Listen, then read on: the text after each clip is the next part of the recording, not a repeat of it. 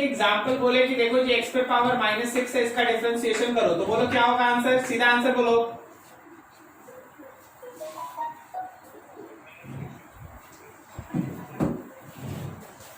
-6 आगे हो गया और एक माइनस हो गया तो x पे पावर -7, बिल्कुल सही। अच्छा अगर तुमसे बोलते dy dx ऑफ 1/√x करने, तो क्या हम लोग इसको dy dx ऑफ x पे पावर -½ लिख देते हैं? x पे पावर -½ ये -½ आगे आ जाएगा और -½ में से एक और माइनस होगा, देन यू हैव -1/2 x पे पावर -3/2, -1/2 x पे power -3/2, this is your answer.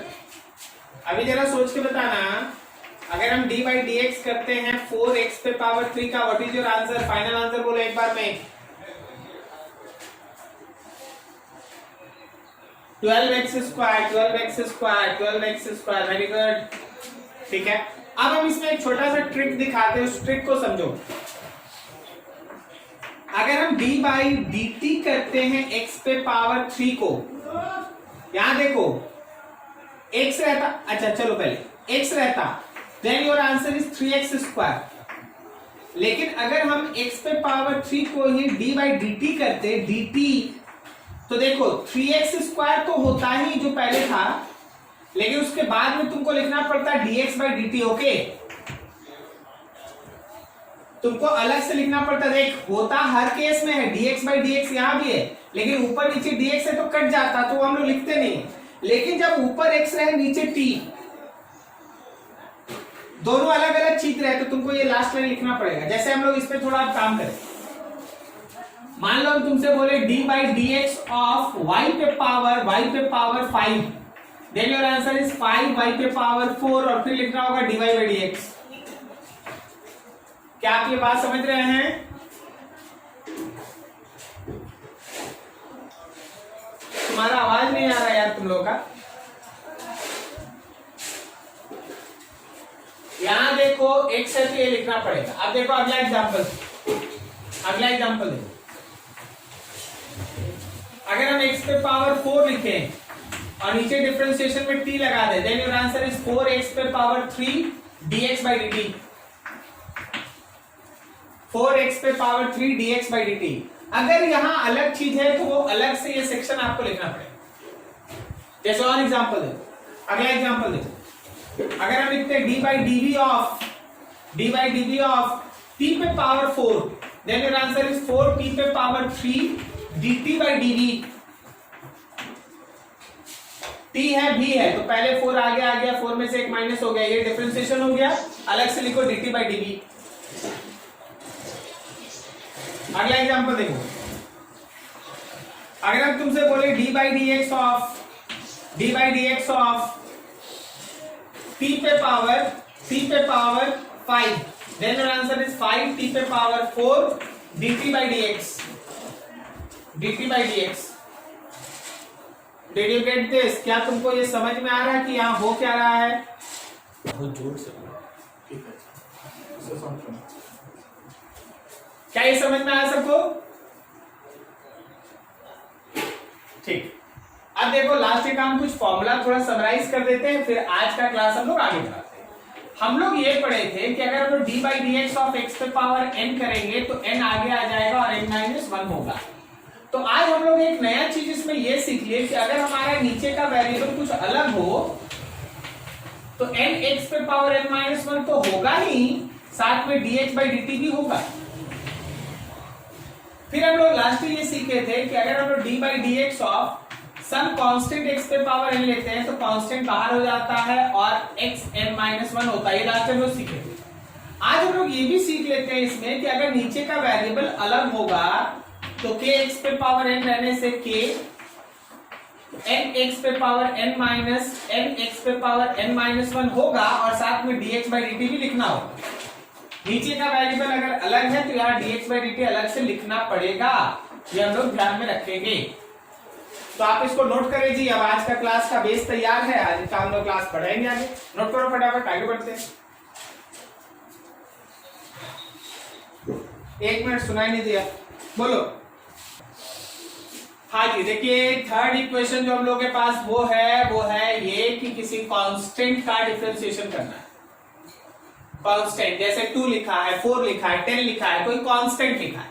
Constant का डिफरेंशिएशन, कांस्टेंट का डिफरेंशिएशन हमेशा 0 होता है। कोई भी कांस्टेंट का डिफरेंशिएशन हमेशा 0 होता है। तो सर थोड़ा बता दीजिए 0 कैसे होता है। चलो मैं आज पहली बार है तो तुमको बता भी दूं। डी बाई डी एक्स अगर के लिखे हैं तो आगे अगर कुछ नहीं है तो 1 है ना, और 1 का मतलब एक्स पे पावर 0 है। क्या बोलता, सही है? Yes sir. ठीक है, तो देख भाई के बाहर, अब x पे पावर 0 का डिफरेंशिएशन करेंगे तो पावर आगे आएगा और पावर में से एक माइनस होगा। अब छोड़ो यहाँ क्या है, यहाँ क्या मतलब नहीं, अगर यहाँ 0 है तो सब 0 है। क्या बोलता है, सही है? Yes sir. So it is 0। तो कभी भी कोई अकेला कांस्टेंट रहेगा तो उसका डिफरेंशिएशन 0 करना, कोई अकेला कांस्टेंट रहेगा उसका डिफरेंशिएशन 0 करना। जैसे एक एग्जांपल देखो, अगर हम तुमसे बोलेंगे D by D x of 2 करो, 0 है। तुमसे बोलेंगे D by d t of 4 करो, 0 है। कोई भी कांस्टेंट अकेला तुमको दिख गया उसका डिफरेंशिएशन 0। अब अगला फोर्थ में हम आपको बता रहे हैं कि अगर मल्टीप्लिकेशन हो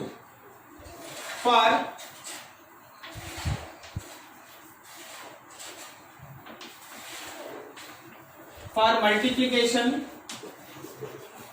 ऑफ 2 फंक्शंस, 2 फंक्शंस का मल्टीप्लिकेशन। मान लो मेरे पास f1 एक फंक्शन है x का और मल्टीप्लाइड है f2 एक फंक्शन x से, और हम लोग इसका डिफरेंशिएशन कर रहे हैं। 2 फंक्शन मल्टीप्लाई, हम लोग उसका डिफरेंशिएशन कर रहे हैं। तो इसका तरीका क्या होता है समझना। पहला फंक्शन कांस्टेंट, डिफरेंशिएट करो सेकंड फंक्शन को, प्लस दूसरा फंक्शन कांस्टेंट, डिफरेंशिएट करो फर्स्ट फंक्शन को। तो u इंटू भी 2 फंक्शन है, 2 फंक्शन है भाई, मल्टीप्लाई हो रहा है तो उसका डिफरेंशिएशन कैसे होता है। पहला फंक्शन कांस्टेंट, सेकंड फंक्शन का differentiation, plus second function constant, first function का डिफरेंशिएशन। थोड़ा इसको एक्सप्लेन कर देते। एग्जांपल, हम तुमसे बोल रहे हैं D by D x of x पे पावर 4 x पे पावर 3 प्लस 2 का डिफरेंशिएशन करो। तो देखो एक फंक्शन x पे पावर 4 है f1x, और एक फंक्शन x पे पावर 3 प्लस 2 है f2x। Then it is f1 constant, मतलब x पे पावर 4 कांस्टेंट, ये इसको कांस्टेंट रखो। तुम लोग डिफरेंशिएट करो x पे पावर 3 प्लस 2 को, ये वाले को, फिर प्लस अब x पे पावर 3 प्लस 2 को कांस्टेंट करो और तुम लोग डिफरेंशिएट करो x पे पावर 4 को। नाउ सी दिस, x पे पावर 4, कोई हमको बताओ x पे पावर 3 का डिफरेंशिएशन कितना होगा। 3x स्क्वायर प्लस 2 का डिफरेंशिएशन कितना होगा। 0 प्लस उसको ऐसे ही उतार दो इस बार, और इस बार बोलो x पे पावर 4 का डिफरेंशिएशन कितना होगा। 4x cube. चलिए भाई मल्टीप्लाई करके लिख दीजिए। मल्टीप्लाई कर रहे हैं x पे पावर 4 और 3x स्क्वायर, क्या ये 3x पे पावर 6 है, प्लस 0 है, खत्म, प्लस x पे पावर 3 और 4x क्यूब, क्या ये फिर से 4x पे पावर 6 है, और प्लस 8x पे पावर 3 है, 8x पे पावर 3 है। सो योर आंसर इज 7x पे पावर 6 प्लस 8x क्यूब, ये तुम्हारा आंसर।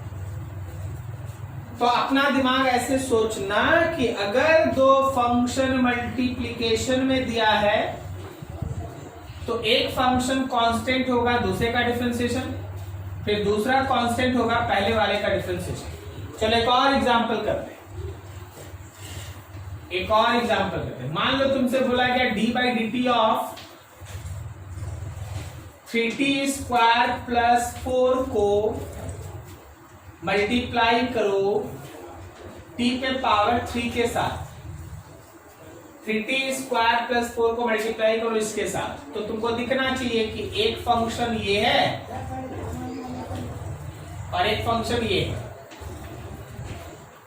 तो जब हम लोग इसको डिफरेंशिएट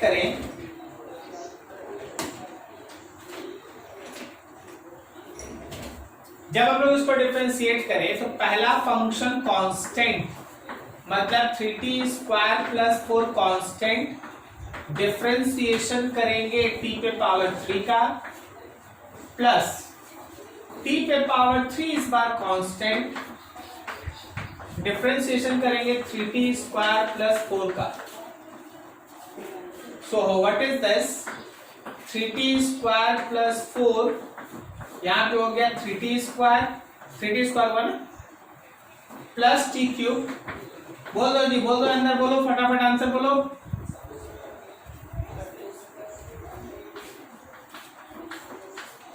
सिक्सटी प्लस 0 होगा, तो ये हो गया, इससे मल्टीप्लाई करो, 3 3 9, t पे power 4 plus 12 t square plus 6 t पे पावर 4, तो 9 t पे पावर 4 और 6 t पे पावर 4, दैट इज 15 t पे पावर 4 और प्लस 12 t स्क्वायर। ये तुम्हारा आंसर। तो मोरल ऑफ द स्टोरी, पूरा का पूरा जो आपको पढ़ाया जा रहा है उसका थीम क्या है? उसका थीम ये है कि कभी भी अगर मल्टीप्लिकेशन रहा तो आपको इस फॉर्मूला को लगाना है, आपको इस फॉर्मूला को लगाना है। फॉर्मूला में क्या है कि मल्टीप्लिकेशन के दौरान अगर डिफरेंशिएट करते हैं तो पहला फंक्शन कांस्टेंट रहेगा, सेकंड का differentiation, plus second function constant होगा फर्स्ट वाले का डिफरेंशिएशन। ठीक है, चलिए नोट कीजिए फटाफट, कहीं डाउट हो तो पूछ लीजिए। जब अगला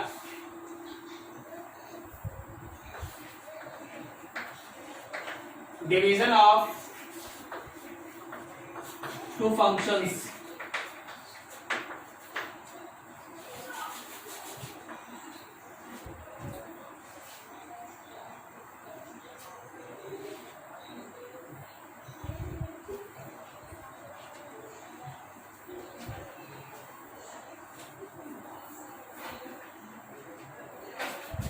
मान लो जैसे हम लोग के पास दो फंक्शन है, एक है f1x और एक है f2x, एक है f1x और दूसरा हम लोगों का f2x, एक है f1x और दूसरा f2x, ऐसे डिवाइड हो और हम लोग इसका डिफरेंशिएशन करने जा रहे हैं। ठीक है, ये दो फंक्शन ऐसे डिवाइड है और हम लोग इसका डिफरेंशिएशन करने जा रहे हैं। देखो तरीका, f2x होगा कांस्टेंट और आपको डिफरेंशिएट करना पड़ेगा f1x को। मतलब जो नीचे वाला टर्म f2x होगा वो कांस्टेंट होगा, डिफरेंशिएशन होगा f1x माइनस f1x होगा कांस्टेंट और डिफरेंशिएशन होगा f2x का, और पूरे में डिवाइड करना पड़ेगा f2x के फंक्शन के होल स्क्वायर से। जो हमारा f2x है उसके होल स्क्वायर से आपको डिवाइड करना पड़ेगा। फिर से देख लीजिए, डिनोमिनेटर का फंक्शन कांस्टेंट है, न्यूमरेटर का फंक्शन का डिफरेंशिएशन है माइनस, न्यूमरेटर का फंक्शन कांस्टेंट है, डिनोमिनेटर वाले का डिफरेंशिएशन है डिवाइडेड बाय डिनोमिनेटर का स्क्वायर। चलो एग्जांपल देखो, मान लो हम तुमसे बोलते हैं d/dx निकालो, किसका? तो हम लोग निकालेंगे 3x square plus 2 divided by x पे पावर 4 प्लस 6 का। Match this f1 f2, f2 मतलब x पे पावर 4 प्लस 6, डिफरेंशिएशन किसका? तो 3x स्क्वायर प्लस 2 का, माइनस f1 मतलब 3x square plus 2 is constant. Now differentiation f2x कहने का मतलब x पे power 4 plus 6 and all divided by x पे पावर 4 प्लस 6 का स्क्वायर। मैच करो, दिमाग को समझाओ, केवल लिखने से नहीं होगा, केवल सुनने से नहीं होगा, दिमाग को समझाओ कि हाँ ऊपर वाला चीज नीचे यूज कैसे। अब आगे डिफरेंशिएशन करेंगे, लेकिन ये फॉर्मेट होगा, पहला फंक्शन f2 कांस्टेंट, f1 का डिफरेंशिएशन, f1 कांस्टेंट, f2 का डिफरेंशिएशन या माइनस और नीचे f2 का स्क्वायर। अब आप इसको यूज कीजिए। तो जब हम लोग इसको सॉल्व किए x पे पावर 4 प्लस 6, चलिए एकदम शॉर्टकट में बताते जाइएगा। बोलिए 3x स्क्वायर प्लस 2 का डिफरेंशिएशन, बोलो, अरे बोलो 3x स्क्वायर का डिफरेंशिएशन बोलो। 6x, 2 का differentiation 0 minus 3x square plus 2, x पे पावर 4 का डिफरेंशिएशन 4x क्यूब और 6 वाला 0 and all divided by x पे पावर 4 प्लस 6 का स्क्वायर। सो ओवरऑल अब सॉल्व करना है, ये 0 है, 6x और यहां मल्टीप्लाई 6x पे पावर 5 प्लस 6 और 6 36x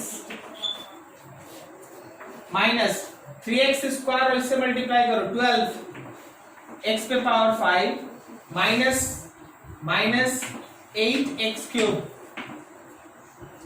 and all divided by x पे पावर 4 प्लस 6 का स्क्वायर। अब हम इसको छोड़ देते हैं, ये कैलकुलेशन में छोड़ दो, अपना डिफरेंशिएशन पे कंसंट्रेट करो।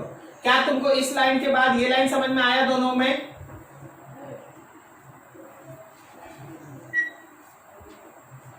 बोलो डिफरेंशिएशन। कभी भी अगर डिवीजन रहेगा then you have to go through in this way, ये फॉर्मूला याद होना चाहिए। f2x कांस्टेंट होगा, f1 का डिफरेंशिएशन होगा, माइनस f1x कांस्टेंट होगा, f2 का डिफरेंशिएशन होगा and all divided by f2x का whole square, just like this. आप इसको नोट करेंगे और आप एक बना के दिखाएंगे, d by dt of t पे power 4 plus 3 divided by 40 square plus 2। चलो आप इसको आप नोट करो, इसको आप बनाओ।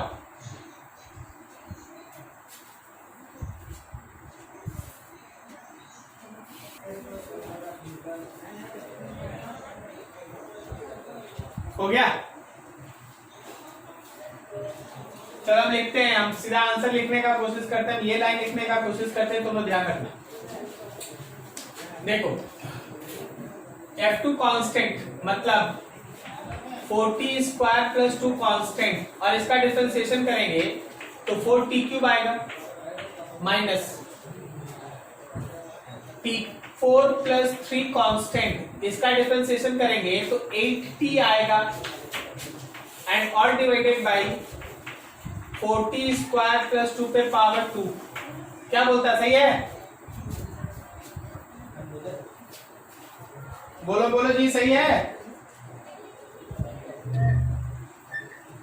अरे फिर से तुम लोगों का साउंड को क्या हो गया? हाँ ठीक है, तो डिवीजन ऐसे परफॉर्म कर लेना, डिवीजन रहेगा तो ऐसा चलना है। तो अभी तक तुम 5 फंक्शन देखा है, पांचों को ध्यान रखना। अब इसके बाद देखो हम लोग क्या देखे, x पे पावर n को देखे, फिर कांस्टेंट x पे पावर n को देखे, फिर अकेले कांस्टेंट को देखे, फिर मल्टीप्लिकेशन देखे, फिर डिवीजन देखे, ये 5 चीज हो गया। अब इसके बाद लॉगरिथम है, एक्सपोनेंशियल और ट्रिग्नोमेट्री है, तीनों है ना, बस फॉर्मूला है, आप याद रखिएगा। अगर आप इतना जानते हैं ना तो आप डिफरेंशिएशन का 80% फिजिक्स का क्वेश्चन आपका बन जाएगा। अब इसके बाद sine theta, cos theta, tan theta इन सबका होता है, उन सबको हम आपको एक एक करके समझा दें।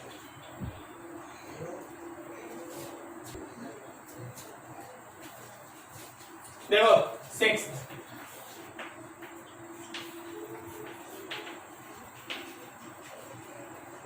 differentiation of trigonometric functions।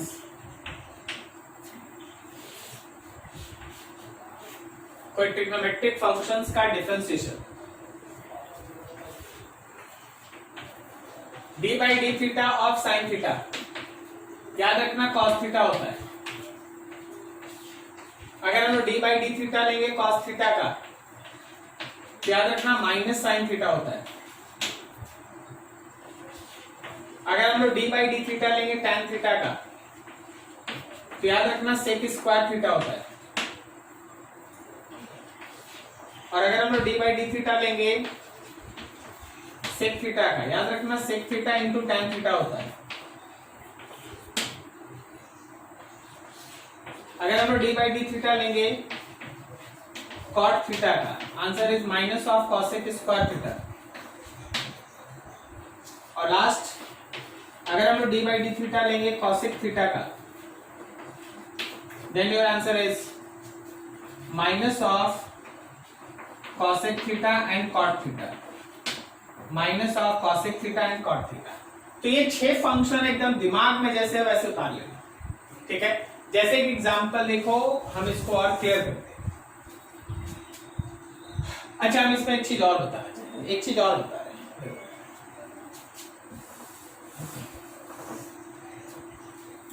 इसके साथ एकदम पैरेलल में आप इसको भी देखिए। अगर डी बाई डी टी रहता और यहां साइन थीटा रहता, देख साइन थीटा डी बाई, तो साइन थीटा का पहले डिफरेंशिएशन कॉस थीटा होगा, वो लिख लो, और फिर जो थीटा है ना उसको अलग से टाइम के रिस्पेक्ट में डिफरेंशिएट। क्या ये बात समझ में आई? देख यहां डी थीटा था, तो आगे में D theta by d theta जो लिखा हुआ था वो हम इसलिए नहीं लिखे थे क्योंकि वो कट गया था, बात समझे। लेकिन अगर यहाँ कुछ दूसरा है तो वो कटेगा नहीं, तो उसको लिखना होगा। सिमिलरली जैसे एक एग्जांपल देखो ना, जैसे एक एग्जांपल मान लो हम तुमसे बोले कि D by d t of sine omega T करो, तो देखो पहले साइन का डिफरेंशिएशन कॉस ओमेगा टी लिख दो, ये हो गया। फिर तुमको डी बाई डी टी करना पड़ेगा ओमेगा टी का। अब मान लो ओमेगा उसमें कांस्टेंट है सपोज, तो कॉस ओमेगा टी, कांस्टेंट का डिफरेंशिएशन बाहर और टी का डिफरेंशिएशन टी के रिस्पेक्ट में 1 होगा। ये समझे क्या सर? यहां से इधर बताइए, यहां से, अरे यहां से इधर तो हम लोग पहले से पढ़ रखे हैं कि कांस्टेंट और एक्स पे पावर n का डिफरेंशिएशन कैसे होता है, क्लियर है?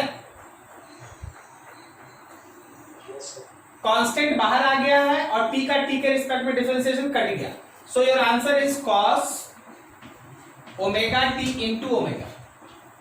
फिर से एक और काम करते हैं, एक और एग्जांपल करते हैं। हम लोग बोले D by d t of cos omega t plus पाई करने, ओमेगा टी प्लस पाई। तो अब यहां कॉस का डिफरेंशिएशन क्या होता है? साइन होता है, माइनस साइन होता है, लिख दे। देख minus sine omega t plus पाई, चल बढ़िया है। लेकिन इसको भी तो डिफरेंशिएशन करना पड़ेगा ना, ये वाला D theta by d T. क्या बोलता है, सही बोल रहे हैं?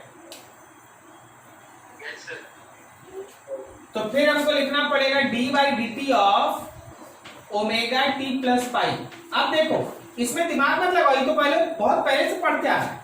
नया चीज तो ये था, तो उसको पहले उतार दे। Minus sine omega t plus pi. अब यहां देखो ओमेगा है और टी है, तो ओमेगा बचा, टी का टी के रिस्पेक्ट में, और कांस्टेंट का डिफरेंशिएशन 0 ना, पाई तो कांस्टेंट है ना, अरे क्या बोले, आवाज नहीं आई?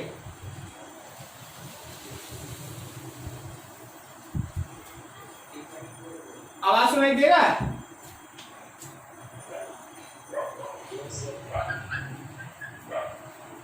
किसी स्टूडेंट को कोई डाउट था? Minus sine omega t plus पाई, और फिर से यहां बच जाएगा omega. This is your answer. चलो इसको नोट करो, और काम करते हैं इस पर। इसको नोट करो, पहले दिमाग शांत करके पहले नोट करो अच्छे से।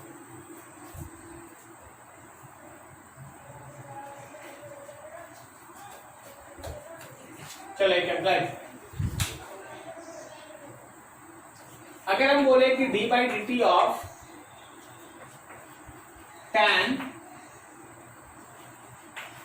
3t प्लस 4 को कैलकुलेट करो तो tan का डिफरेंशिएशन होता है सेक स्क्वायर, थीटा में लिख लो 3t प्लस 4 और फिर आप उस एंगल को अलग से डिफरेंशिएट कीजिए 3t plus 4।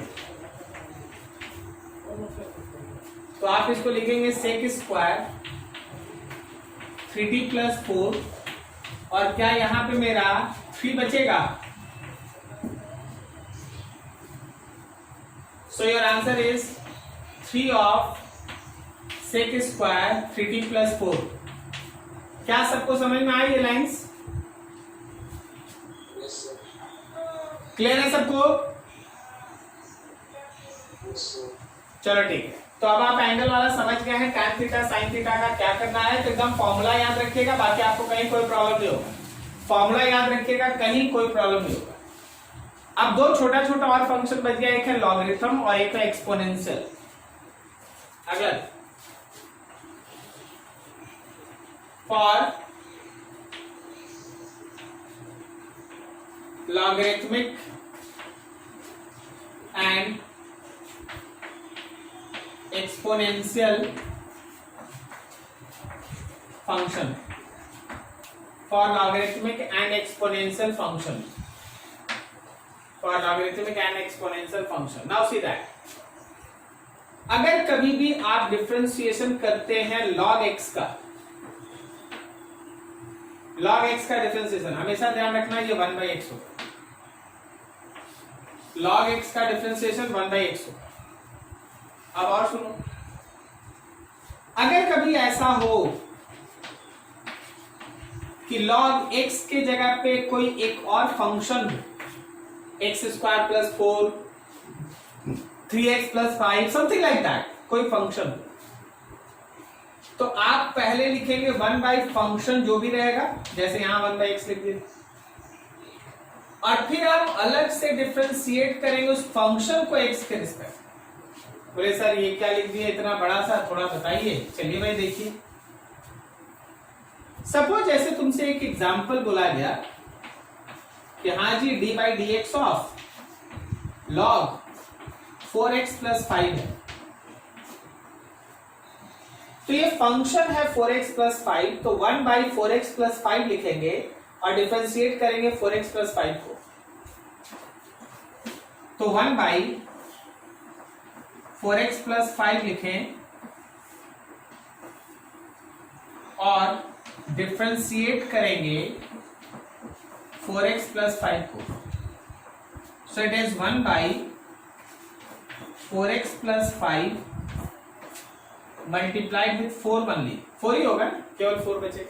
This is your answer.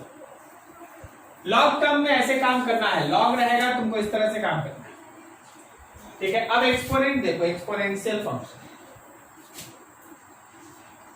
कभी भी अगर 1/x का डिफरेंशियल, एक्सपोनेंट को हमेशा स्मॉल ई से दिखाएंगे, एक्सपोनेंशियल फंक्शन को हमेशा स्मॉल ई से दिखाएंगे। e/x रहेगा तो ये जैसे है वैसे ही उतर जाएगा, कोई चेंज नहीं, कोई चेंज नहीं, e/x x रहेगा। लेकिन कभी कभी क्या होता है, लेकिन कभी कभी क्या होता है, e पे पावर एक फंक्शन रहता है, तो देखो जैसे है वैसे रहने दो, लेकिन फंक्शन का अलग से डिफरेंशिएशन आपको करना पड़ेगा, लाइक दैट। सर ये क्या लिख दिए हैं, please explain. Now see that example. अगर हम तुमसे बोले कि d/dx ऑफ e पे पावर 3x प्लस 6 का डिफरेंशिएशन करो, मिला लो दिमाग दौड़ा लो, फंक्शन के जगह पे 3x प्लस 6 है, तो देख भाई e पे पावर 3x प्लस 6 जैसे था वैसे रहेगा, लेकिन आपको उस 3x प्लस 6 को अलग से एक बार डिफरेंशिएट करना पड़ेगा। सो योर आंसर इज e पे power 3x plus 6 and multiplied with 3। This is your answer. क्या आपको ये लाइन समझ में आ रहा है, एकदम इजी वाला? Yes, sir. क्या ये लॉग समझ में आया? Yes, sir. एक्सपोनेंट, चलो यहां तक करो, और इस क्वेश्चन का इसको तुम खुद से सॉल्व करके अपना आंसर बताना। d/dt ऑफ e पे power 3t square plus 4t। Answer बताना, पहले नोट करो फिर बनाओ उसको। plus 40 3t square plus 4t into 60 plus 4 very good. तो इसका आंसर हो गया आपका एकदम बिल्कुल सही बताया, e पे power 3t square plus 4t। और फिर से डिफरेंशिएशन है हम लोगों का 3t स्क्वायर प्लस 4t का, सो इट इज e पे power 3t square plus 4t dot 6t plus 4। ये आपका आंसर।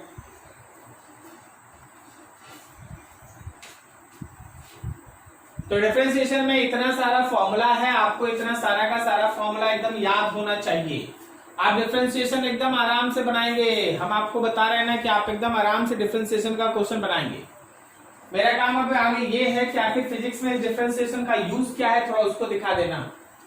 ठीक है, क्या हो गया, रफ कर दे इसको। देखो आपके काइनेमेटिक्स में दो तीन चीज मिलेगा, एक होगा पोजीशन या फिर आप इसको डिस्प्लेसमेंट भी कह सकते हैं, और इसको हम लोग दिखाएंगे एक्स से। दूसरा इंपॉर्टेंट टर्म होगा वेलोसिटी, उसको हम दिखाएंगे v से। और थर्ड इंपॉर्टेंट टर्म होगा एक्सेलरेशन, उसको हम लोग दिखाएंगे a से। अब देखो, पोजीशन, डिस्प्लेसमेंट, वेलोसिटी और एक्सेलरेशन। हमेशा ध्यान रखिए कि अगर आपको डिस्प्लेसमेंट या पोजीशन से वेलोसिटी चाहिए तो वेलोसिटी होता है x का डिफरेंशिएशन टाइम के रिस्पेक्ट में। आपको टाइम के रिस्पेक्ट में x को डिफरेंशिएट करना पड़ेगा, v मिलेगा। और अगर वेलोसिटी से आपको एक्सेलरेशन चाहिए तो याद रखिए एक्सेलरेशन जो है वो वेलोसिटी का टाइम के रिस्पेक्ट में डिफरेंशिएशन होता है। सर एग्जांपल, चल क्वेश्चन बनाते हैं। देखो क्वेश्चन क्या है, displacement of any body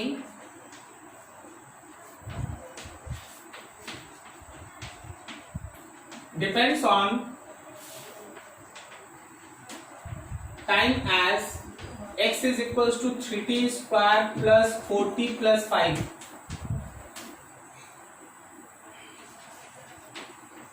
Then find velocity of body at t equals to 3 seconds. Pure kinematics का न्यूमेरिकल, प्योर काइनेमेटिक्स का न्यूमेरिकल, लेकिन बनेगा डिफरेंशिएशन से। एकदम अगला चैप्टर का न्यूमेरिकल अभी आप कर रहे हैं, लेकिन बनेगा डिफरेंशिएशन से। अब जिसको ये दिमाग में हिट कर गया या जो लोग याद करके बैठेंगे उस समय कि हाँ भाई v निकालना तो dx by dt करना है, तो पता है x दे दिया है, v पूछा है तो dx by dt करना है। सिंस हम लोगों के पास v is equals to x का differentiation with respect to time, so it is d by dt of x का value 3t square plus 4t plus 5, so v will be equals to 3t square मतलब 60, 4t मतलब केवल 4 और 5 का 0। तो मेरे velocity का इक्वेशन आया, वेलोसिटी का इक्वेशन आया 60 प्लस 4, वेलोसिटी का इक्वेशन आया 60 प्लस 4। अब तुमको क्वेश्चन देखो, तुमको कौन से टाइम पे वेलोसिटी चाहिए, 3 सेकंड पे। Now at t equals to 3 seconds your v will be equals to 6 into 3 plus 4, so v will be equals to 22 metre पर सेकेंड। क्या आपको ये स्टेप समझ में आ रहा है कैसे हम लोग काइनेमेटिक्स का न्यूमेरिकल बना रहे डिफरेंशिएशन से?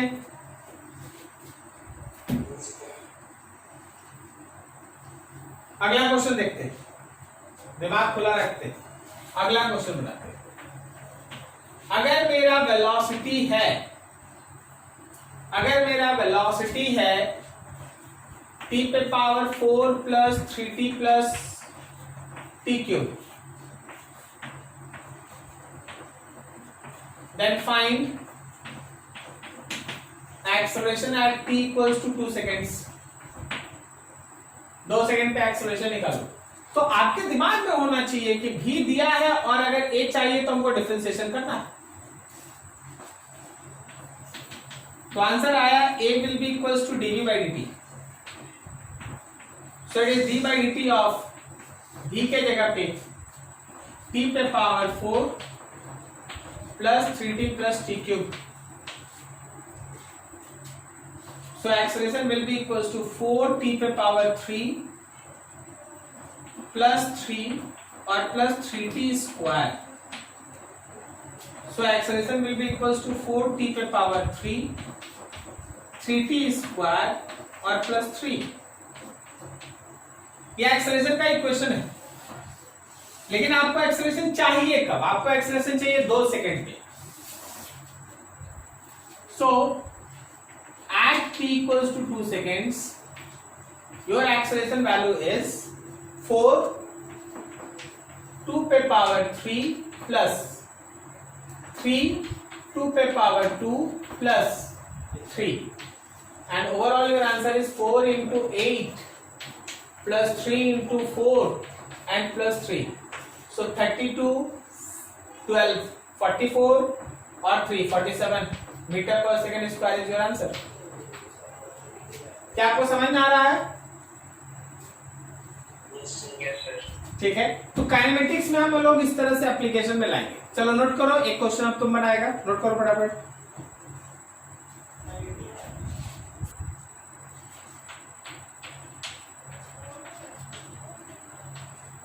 Momentum of any body is function of time as p equals to 3t square plus 4t. Then find force acting on body at t equals to 3 seconds. बस आपको ये बनाने के लिए एक लाइन जानना चाहिए कि फोर्स जो है वो p का डिफरेंशिएशन होता है। क्या समझते हैं ना आप? आपको कॉपी पे लास्ट लिखाया गया था ना? Yes, sir. चलिए बनाइए इसको फटाफट।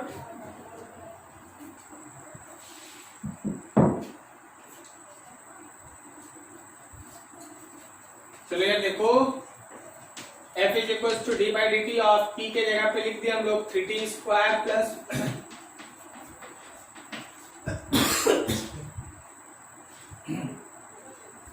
3t square plus 40। तो f का वैल्यू हो गया 60 प्लस 4। f का वैल्यू हो गया 60 प्लस 4। आपको कितने समय पे ये वैल्यू चाहिए? तो 3 सेकेंड्स। तो f is equal to 6 into 3 plus 4। Solve कीजिएगा 22 आएगा। चलो एक और नया क्वेश्चन। क्वेश्चन ये है, जब आप एसएचएम पढ़ेंगे, सिंपल हार्मोनिक मोशन, आपको याद है एकदम लास्ट में आपको लिखाया गया था चैप्टर्स में, जब आप एसएचएम पढ़ेंगे सिंपल हार्मोनिक मोशन, देखो in SHM, in simple harmonic motion, equation of displacement is x is equals to a sin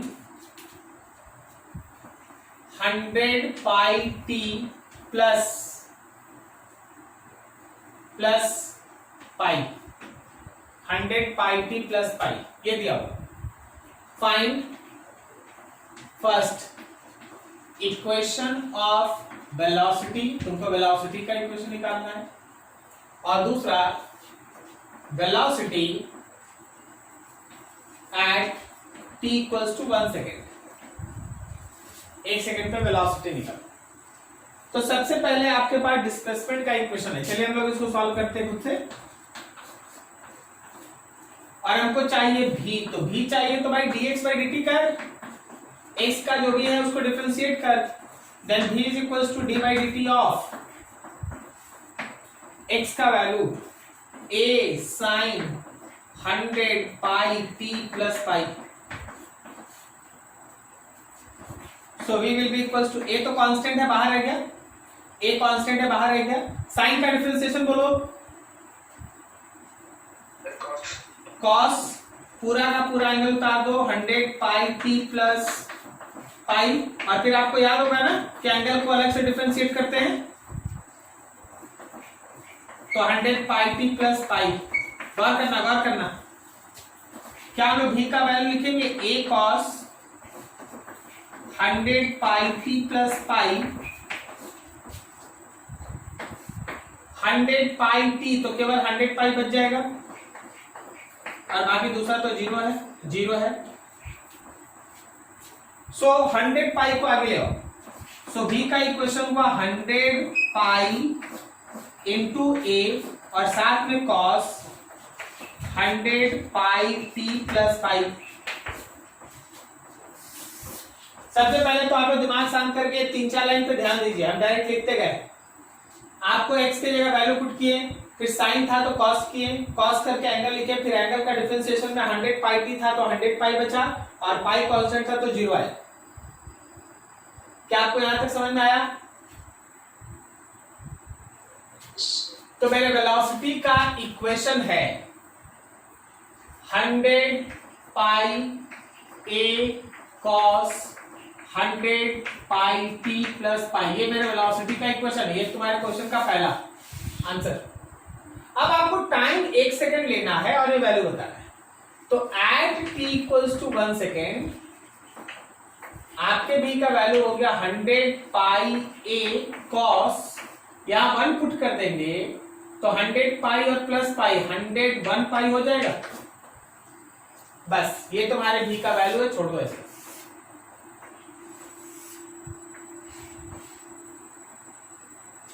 क्या आपको ये समझ में आ रहा है कि क्या हो रहा है यहां पर?